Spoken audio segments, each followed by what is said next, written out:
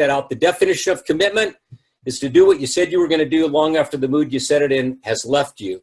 With that, I'm going to turn it over to my good buddy and huge elite pro 9 in our business, Dr. Mark Gordon. He's going to be talking to you about NRF2, and I'm glad my part is over. Thanks, Mark. Take it away. Thank you, Stu. I'm going to do a screen share here so that I can bring up some slides if that's okay.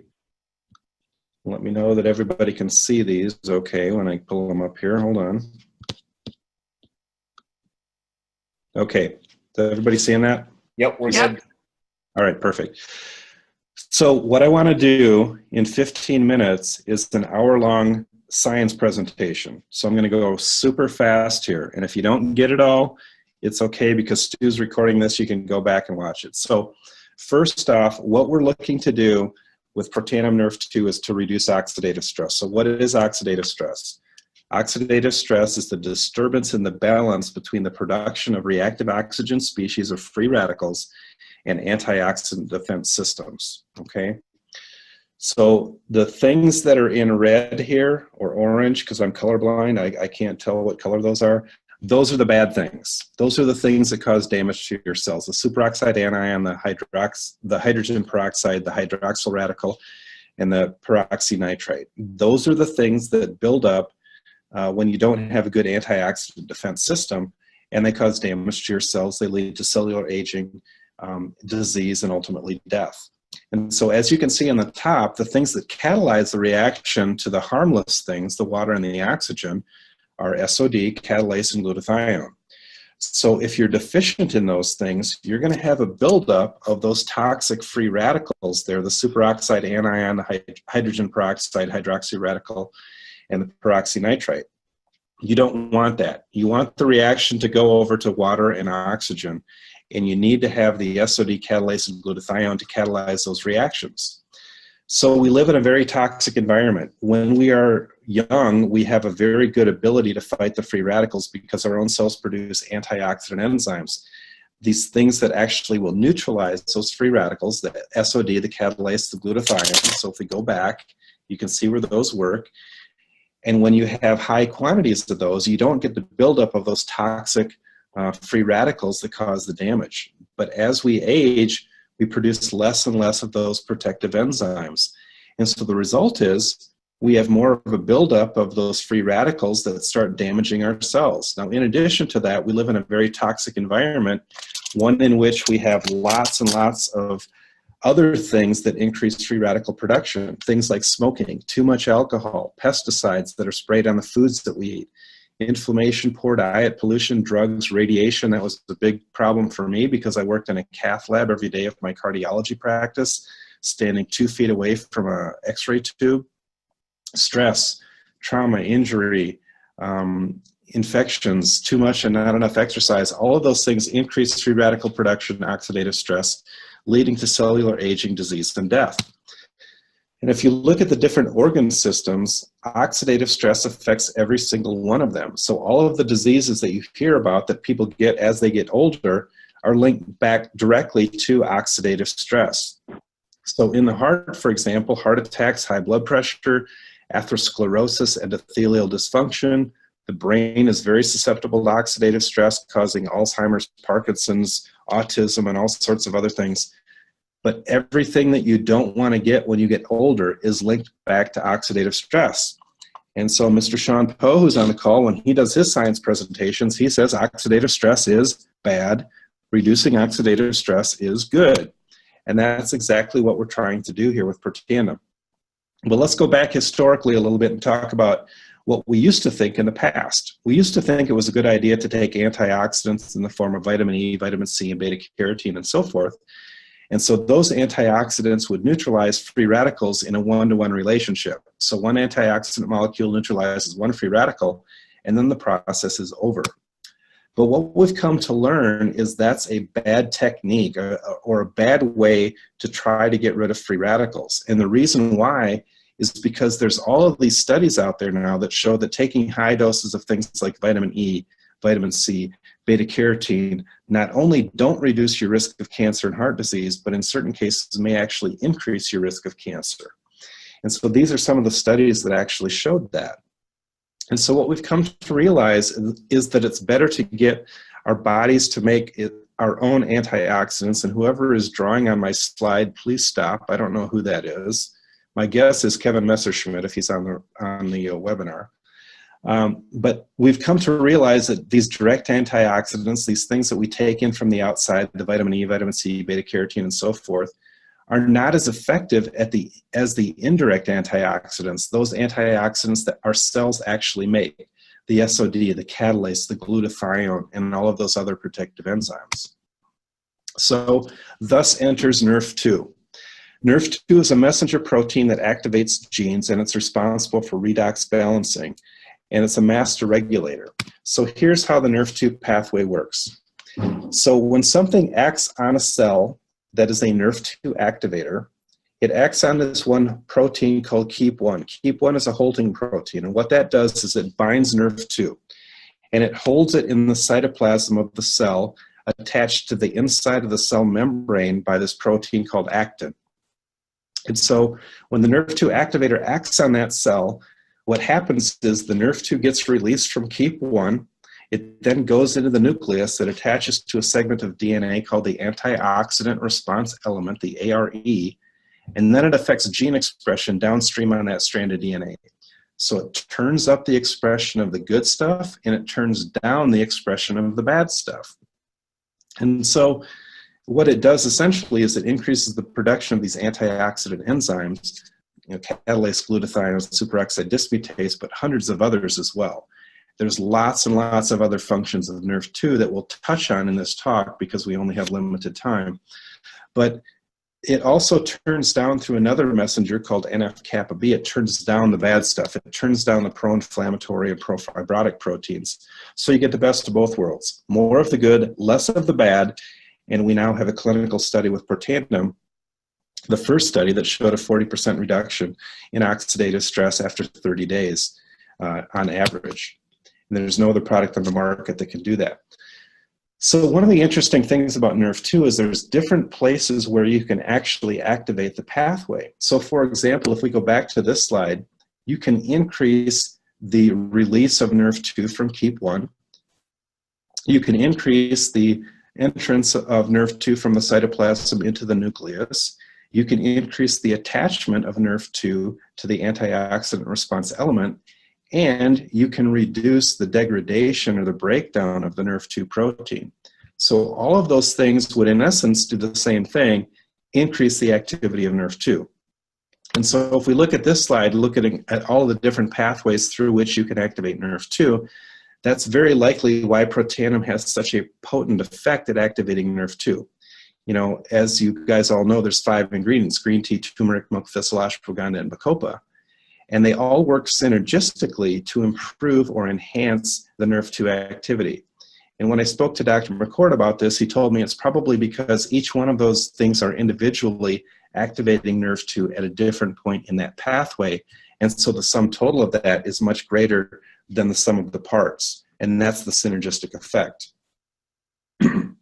Excuse me. The other thing that's important about NRF2 is to understand that physiologically, NRF2 is released in a pulsatile fashion.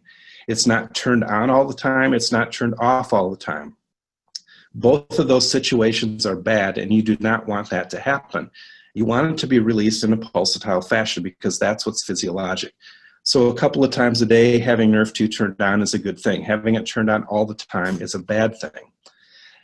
Now, if we go back and we look at the publications that have happened on NRF2 and PubMed, you can see that, you know, when it was first discovered in the mid-90s, there were hardly any studies, but now by the end of 2014, there have been over 5,000 published peer-reviewed studies on NRF2. So yes, it is a big, big deal, and there's more and more people that are getting on board with this whole NRF2 technology and recognizing that this is the wave of the future. I'm going to skip through a lot of these slides because these are the ones that I do for my in-depth science talk, and we just don't have time to cover them all today.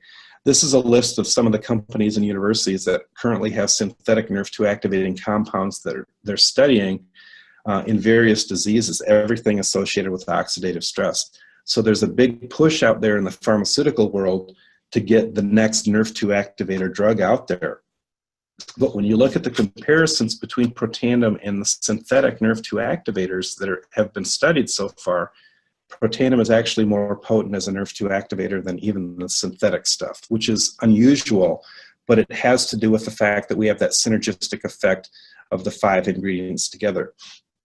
Now, because protandim is a supplement and not a drug, we can't make any comments that it cures, treats, or prevents anything. But if you look at the studies that have been done on protandim, and there have now been 23 published peer-reviewed studies, the last one came out last week, there's not another supplement on the market that I'm aware of that has that kind of scientific validation like what we have. So here's what's in protandim: bacopa, silymarin, which is milk thistle, EGCG, which is green tea, withania, which is the bacopa, and curcumin, which is the turmeric. Here's what's important. If you look at the individual ingredients, they do very, very little by themselves to activate this NRF2 pathway. But when you put the 5 together, there was an 18-fold increase, or 1,800% increase in the activation of these antioxidant genes. And that's that synergistic effect that we've been talking about, and that's what's so important.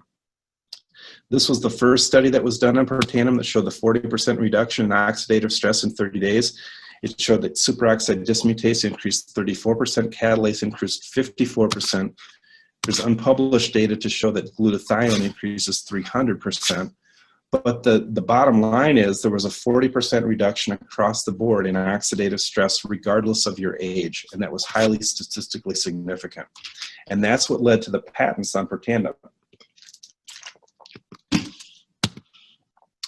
So we're going to whip through some of these. So this is an article that came out 2 years ago. This is a great article to send people with scientific backgrounds to. It's a nice review of NRF2 and all of the diseases that have been studied with regard to NRF2. And the basic theme of the research was that just about every disease that they looked at improved when they activated NRF2. And so there's lots of different things that they looked at that can activate NRF2. This is a partial list of some of those things. Other healthcare factors that can increase NRF2 activity include moderate exercise, certain types of diets, and so forth. Now, in looking at the studies that they did, and I don't know who is drawing on my slides, and I don't know how to stop that. Hey, Mark, if you go up to the very top, hover over the top and the annotations, you can clear it all. Oh, okay. Hit the view options and then annotate. The eraser? Just press clear. Clear, okay. Hopefully it'll work. There we go. Yay! Perfect. Thank you. Woohoo. All right. All right. So if you look at the different things that have been studied with regard to NRF2, what has been found to be helpful are diseases that have been improved by activating NRF2, things like cardiovascular disease, kidney disease, lung disease, liver disease, cancer prevention, diabetes, metabolic syndrome, obesity, and so forth. And now I can't get out of this page, and I lost my cursor, Sean. What am I going to do here? Click back on your slides. Click back on my slides. Okay. I'm really lost here, dude. All right, shoot. Exit out of the full screen and then go back in. I'm trying to, but I can't. I'm hitting the escape and it's not doing anything. There we go. Can you clear me out or no? I have to clear myself out. Let's see here.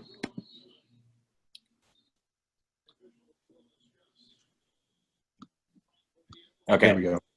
All right, now I'm cleared out. Now I'll go back in. All right, so screen share. There we go.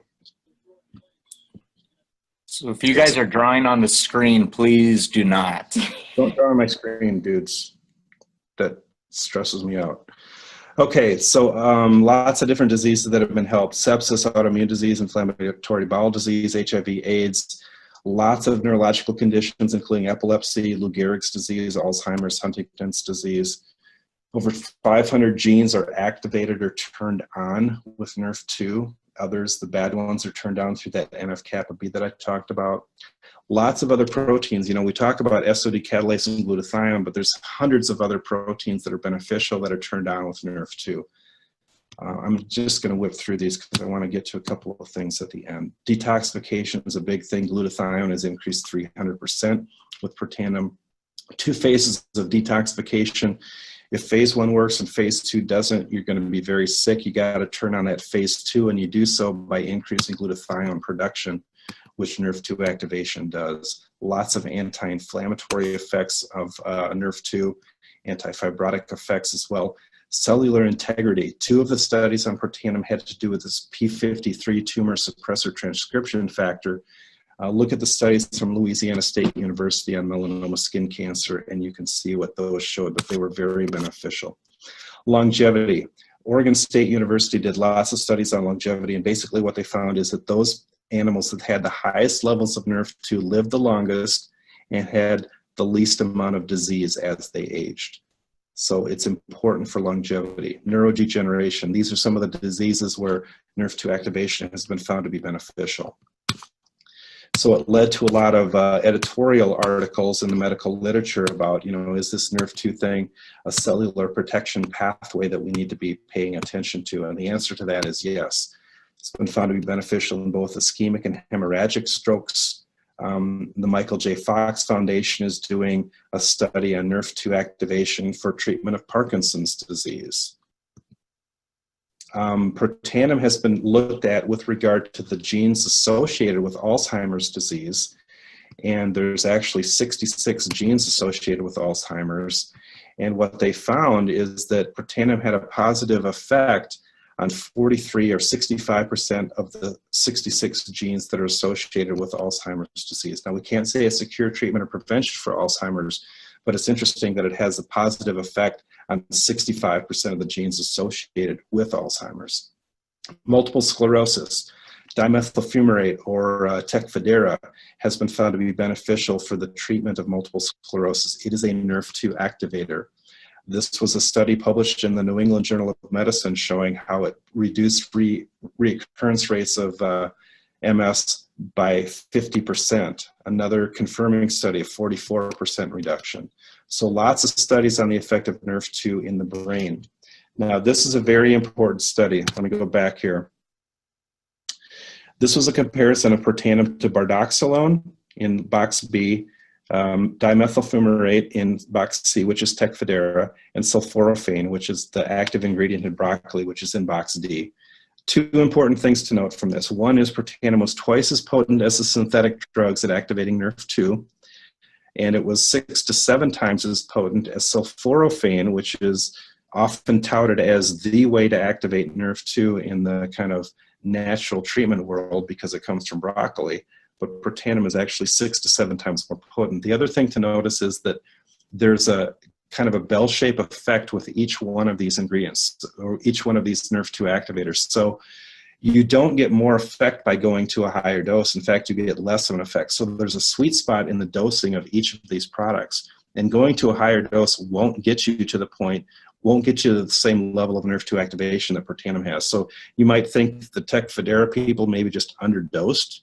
Well, that's not the case. Going to higher doses, they're never going to get to the same NRF2 activation level as protandim. This was a study from the Netherlands, from an international MS Society meeting. And this is their conclusions. Our findings indicate that several NRF2 activators are able to significantly increase antioxidant enzyme production. Interestingly, protandim, a dietary supplement consisting of herbal ingredients, was the most potent inducer and therefore maybe the most suited as a therapeutic strategy. Now, this study just came out last September, and this was, as you can see from the authors on this, Dr. McCord and Dr. Jack Van Horsen, who works for Biogenetic, they teamed up on this. They didn't look at Tecfidera. They looked at a similar compound called monomethyl fumarate instead of dimethyl fumarate, but they found some very interesting results. So the tallest bars there are protandim, and the results are very good. So if you look at the other things that they looked at, sulforaphane, monomethyl fumarate, and then the controls, protandim was significantly better in antioxidant protein expression. It increased glutathione levels significantly more. It promoted oligodendrocyte survival, which is a type of nerve cell, better than anything else. And so their conclusions were that protandim is probably the best suited at protecting those nerve cells. But again, this is a supplement. We can't make any health claims. This was a study from the National Institute on Aging, looking at nutritional supplements and what effect they might have on extending lifespan. So here are the agents that they found that extended lifespan. 17-alpha estradiol. So think about that. If you're male, do you really want to take estrogen? I don't. Metformin and rapamycin, which is a diabetes drug and an immunosuppressive drug. I'm not going to take those every day. Precose, which is another diabetes drug. I'm not going to take that because I don't have diabetes. And protandim. Protandim was the only supplement that was found to lengthen lifespan. And they looked at fish oil, resveratrol, curcumin, green tea, and so forth. But of all of the supplements, protandim was the only one that they found that extended lifespan. It wasn't huge, but it was statistically significant. We talked about neurodegenerative diseases and so forth. Lots of studies going on in those. Altitude sickness, protandim has been found to be beneficial through that NRF2 activation. And so just to kind of summarize that Washington State article, these are the diseases in which it was found that activating NRF2 may be helpful. Cardiovascular disease, neurodegenerative diseases, cancer prevention, chronic kidney disease, type 2 diabetes, metabolic syndrome, etc., liver disease, lung disease, autoimmune disease, inflammatory bowel disease, HIV, AIDS, MS, epilepsy. That's a pretty long list. Cardiovascular disease, lots of studies going on in cardiovascular disease. This is looking at atherosclerosis and the genes associated with atherosclerosis. Protandim had a positive effect on 16 of the 19 genes associated with atherosclerosis. Reata Pharmaceuticals has a drug called bardoxolone. It is a NRF2 activator they're studying in pulmonary hypertension. Interestingly, protandim actually beat them to the punch because protandim has studies on pulmonary hypertension. And this particular study in Circulation, which is the Journal of the American Heart Association, which was my epiphany moment, was the one that showed that despite the fact that they created pulmonary hypertension in these animals, they didn't develop right heart failure, which would otherwise have been expected. So protandim preserved the function of the right heart when it should have started to dilate and fail, and it didn't do that. And they talk about the mechanisms through which that may happen. But because of time, we're not going to go through all of that. But I would encourage you guys, if you're able to get on one of my in-depth science seminars when I can go through this in much, much more detail. Here was a great study, looked at how T-bars is the best marker for future cardiovascular events. It's better than looking at CRP. It's better than looking at LDL or total cholesterol or any other parameter. They found that the T-bar test was a better predictor of future cardiovascular events. So why aren't we looking at that? I don't know. We should be. Cancer prevention. The genes associated with colon cancer, 25 of the 28 genes are turned in the opposite direction with protandim. Again, this is not a treatment, cure, or prevention for any type of disease. This was the skin cancer study from Louisiana State University, a very positive effect. They actually did 2 studies. The Mayo Clinic, a gentleman from there did a study on ovarian cancer and showed that protandim shows promising effects in potentially in ovarian cancer. He's doing some more studies right now looking at that. From the University of Toronto or Montreal, I can't remember, showed that protandim had a protective effect on the degradation of cartilage in osteoarthritis. So, you know, for people to say that this protandim is snake oil and doesn't do anything, it just drives me bananas because we have now 23 peer-reviewed scientific studies, much to the contrary of the naysayers. So I would encourage you guys, if you haven't had a chance to look at all the scientific studies that are available on protandim and are available on NRF2, to go and look at that. And I'll leave you with this. This was from a instructor in my anti-aging fellowship. And this gentleman was the chief science officer of a company that sells a sulforaphane NRF2 activator product. Remember, I told you sulforaphane is 1/6 to 1/7 as potent as protandim. He stated this: NRF2 is a revolution in science and is the most important anti-aging pathway in the human body. If you understand what NRF2 is and how potent it is and the big effect that it has on disease prevention, longevity, and so forth, why on earth is not everybody jumping on board and wanting to get involved with this. So I'm going to leave it with that, Stu. Let me just end with this one statement from the Washington State article. NRF2 may well become the most extraordinary therapeutic and most extraordinary preventive breakthrough in the history of medicine. Handing it back over to you, Stu. Thank you so much.